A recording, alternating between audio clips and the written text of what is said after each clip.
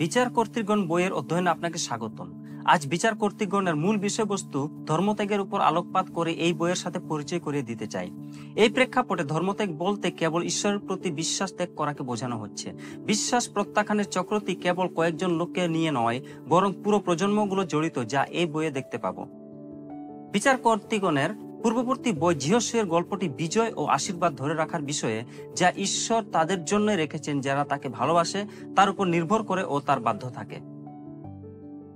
দুঃখের বিষয় হলো বিচার কর্তৃগণ বইটিতে দেখতে পায় যে জিহোশূয়ের বইয়ে যে সমস্ত জাতিকে পরাজিত করার নির্দেশ দেওয়া হয়েছিল, ইসরায়েলীয়রা সেগুলি জয় করতে পারেনি।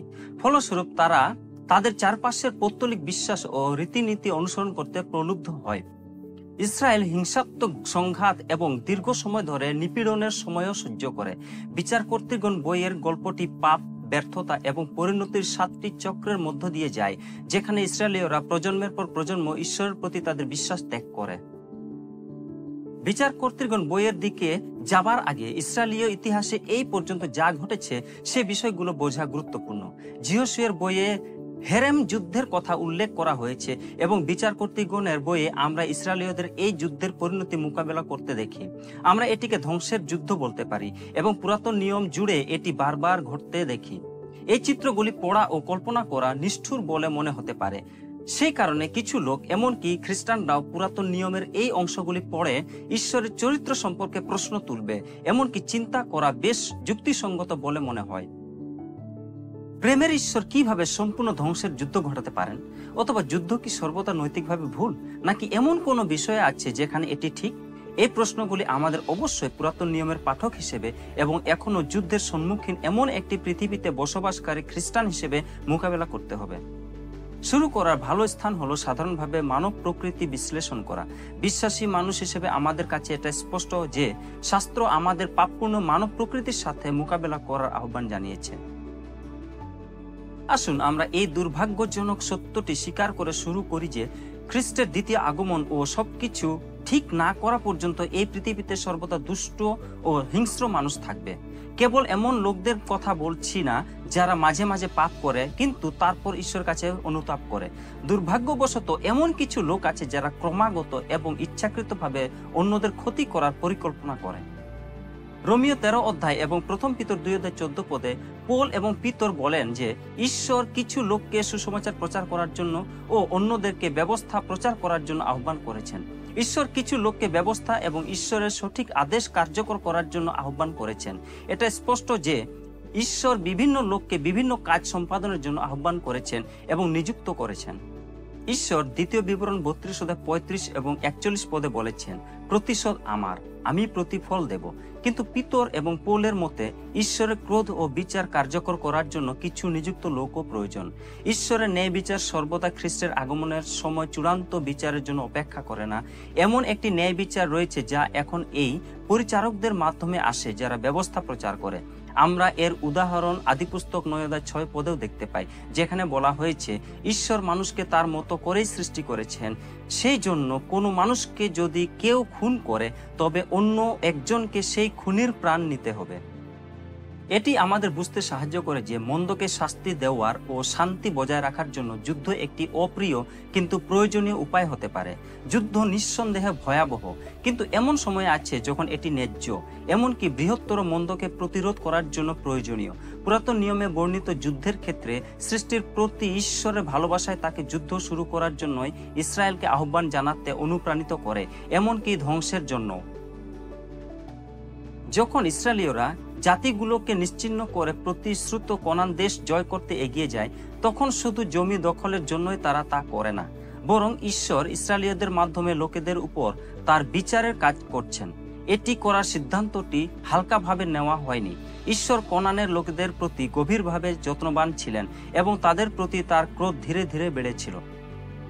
ইসরায়েলীয়রা যখন মিশরে বন্দী ছিল তখন তাদের পাপের জন্য অনুতপ্ত হতে তারা শতাব্দীর পর শতাব্দী সময় পেয়েছিল, কিন্তু দুর্ভাগ্যবশত তারা নিজস্ব ধ্বংস হবার পথেই বেছে নিয়েছিল। তাদের দুষ্টতা সারা দেশে ক্যান্সারের মতো ছড়িয়ে পড়েছিল। তাই ঈশ্বর ইসরায়েলদের তার বিচারের হাতিয়ার হতে ডেকেছিলেন এবং মূলত যুদ্ধের মাধ্যমে তাদের ধ্বংস করেছিলেন। প্রথমে এটি এত কঠোর পদক্ষেপ বলে মনে হতে পারে, কিন্তু আমাদের স্বীকার করতে হবে যে ঈশ্বর তার লোকেদের প্রতি সত্যি ধৈর্যশীল ছিলেন। যদি আপনি এখনো বুঝতে না পারেন যে কেন ঈশ্বর এই হেরেম যুদ্ধের ডাক দিয়েছিলেন, তাহলে বিচারকদের বইটি ছাড়া আর কিছু দেখবেন না। কোনো দিক দিয়ে বিচারকর্তৃগণের ঘটনাগুলো হচ্ছে যিহোশূয়ের মাধ্যমে ঈশ্বরের ঘটানো যুদ্ধগুলির ব্যাখ্যা। বিচারকর্তৃগণে ঈশ্বরের বলার ধরন হলো, আমি তোমাকে সতর্ক করেছিলাম কিন্তু তুমি শোনোনি, আমি তোমার সর্বোত্তম স্বার্থের দিকে তাকিয়েছিলাম। ইসরায়েল তাদের যে জাতিগুলিকে ধ্বংস করার কথা ছিল তা ধ্বংস করেনি, এবং ফলস্বরূপ তারা ঈশ্বরের পরিবর্তে পাপকে বেছে নিয়ে কনানের জাতির মতো জীবনযাপন করতে প্রলুব্ধ হয়েছে। আসুন এখন বিচারকর্তৃগণের বইটি দেখি এবং দেখি কিভাবে এই সমস্ত কিছু ঘটেছিল। বিচারকর্তৃগণের বইটিতে শতাব্দীর পর শতাব্দী ধরে নেতৃত্বের সংগ্রাম এবং ঈশ্বরের প্রতি ইসরায়েলের নড়বড়ে অঙ্গীকারের কথা বলা হয়েছে। এটি ধর্মত্যাগের অর্থাৎ বিশ্বাস ত্যাগের 7টি চক্র অনুসরণ করে। বইটি শেষ হয় একাধিক গল্প দিয়ে, যা ব্যাখ্যা করে যে নেতৃত্বের ব্যর্থতা তাদের কিভাবে সে ভয়াবহ চক্রের মধ্যে ফেলেছে। প্রতিটি বিশাল ব্যর্থতার গল্পের সাথে লেখক বিচারকর্তৃগণের বিবরণ 17 পদের মতো কিছু উল্লেখ করেছেন। ইসরায়েলীয়দের মধ্যে তখনও কোনো রাজা ছিল না, যে যা ভালো মনে করত তাই করত। এই ইসরায়েলীয়দের খুব কঠোরভাবে বিচার করার আগে আমাদের বিনীতভাবে বুঝতে হবে যে আমরা সহজে এই একই চক্রের মধ্যে নিজেদের খুঁজে পেতে পারি। ইতিহাস জুড়ে এই চক্রগুলি সমগ্র জাতি, মণ্ডলী, সম্প্রদায়, কলেজ, অন্যান্য খ্রিস্টান পরিচর্যা এবং একক খ্রিস্টানদের মধ্যেও পাওয়া গেছে। তাই আমাদের জন্য এই চক্রটি সাবধানে অধ্যয়ন করা বুদ্ধিমানের কাজ হবে, যাতে আমরা আমাদের নিজের জীবনে একই পাপপূর্ণ ধরনগুলি লক্ষ্য করতে ও সংশোধন করতে পারি। যদিও যিহোশূয়ের পুস্তকটি মোশের মৃত্যু এবং পরবর্তী নেতা যিহোশূয়ের আহ্বান দিয়ে শুরু হয়, কিন্তু বিচারকর্তৃগণের পুস্তকটি যিহোশূয়ের মৃত্যু দিয়ে শুরু হলেও পরবর্তী নেতা হিসেবে কাউকে ডাকা হয় না। যিহোশূয় তার মৃত্যুতে কাউকে দায়িত্ব নেওয়ার জন্য প্রশিক্ষণ বা পরামর্শ দিতে ব্যর্থ হন, যা ইসরায়েলীয়দের জন্য একটি বিশাল সমস্যা তৈরি করে। বিচারকর্তৃগণের বইটি জুড়ে লক্ষ্য করা উচিত যে বেশিরভাগ বিচারক যিহোশূয়ের মতোই কাজ করেছিলেন এবং অন্যদের প্রশিক্ষণ দিতে ব্যর্থ হন। যতক্ষণ যিহোশূয় বেঁচে থাকেন ততক্ষণ ভালো নেতৃত্ব থাকে, তেমনি যতক্ষণ বিচারকরা বেঁচে থাকেন ততক্ষণ ভালো নেতৃত্ব থাকে, কিন্তু তারা মারা যাওয়ার সাথে সাথেই লোকেরা মন্দতার দিকে যেতে শুরু করে। বিচারকর্তৃগণের বইটিতে যিহোশূয়ের মৃত্যু থেকে শুরু করে শমূয়েল পর্যন্ত 3 শতাব্দীরও বেশি সময় ধরে ইব্রীয় ইতিহাসের বর্ণনা রয়েছে। অনেকে এই সময়কালকে ইব্রীয় ইতিহাসের অন্ধকার যুগ বলে মনে করেন। ইসরায়েলে কোনো ধারাবাহিক নেতৃত্ব না থাকায় শাস্ত্র বলে যে প্রত্যেকে তাদের নিজের চোখে যা ঠিক তাই করত। জনগণের প্রজ্ঞা, জ্ঞান বা নির্দেশনার অভাব ছিল। এখন আমরা আগে যে পদটি পড়েছি তাতে রাজার কথা উল্লেখ করা হয়েছে, তা থেকে মনে হয় যে এই বইটি লেখা হয়েছিল যখন ইসরায়েলের রাজা ছিল এবং সেই দিনগুলির দিকে ফিরে তাকানো হচ্ছিল যখন তাদের রাজা ছিল না, এবং এর কারণে তারা কষ্ট পেয়েছিল।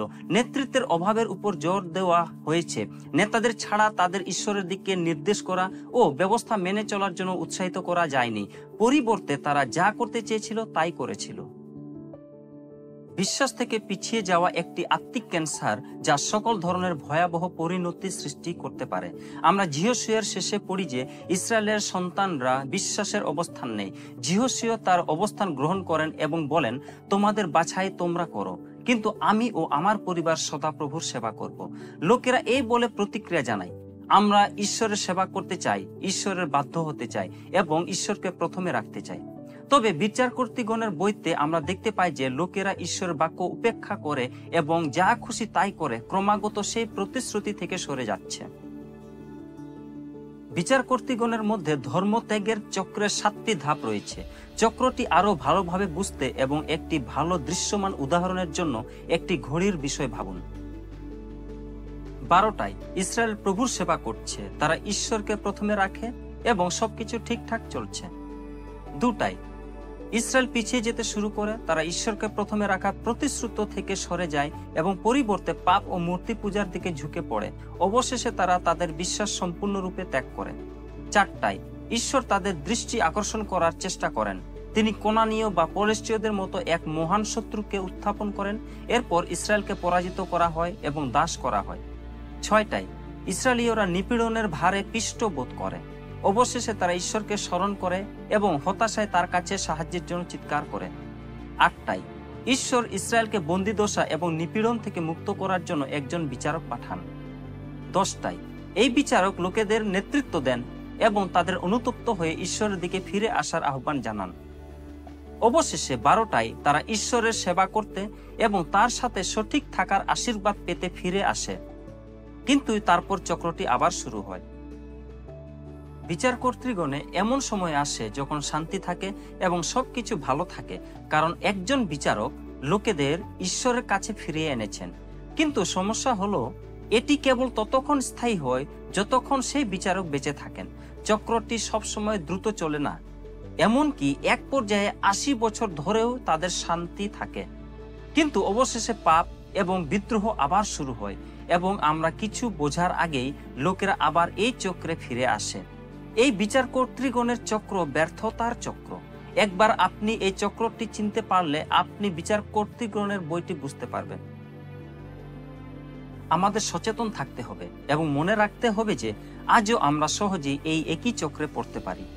এমন একটি সময়ের কথা ভাবুন যখন আপনি আপনার আত্মিক মিশর থেকে মুক্তি পেয়েছেন এবং আপনার আত্মিক প্রতিশ্রুত দেশে প্রবেশ করেছেন।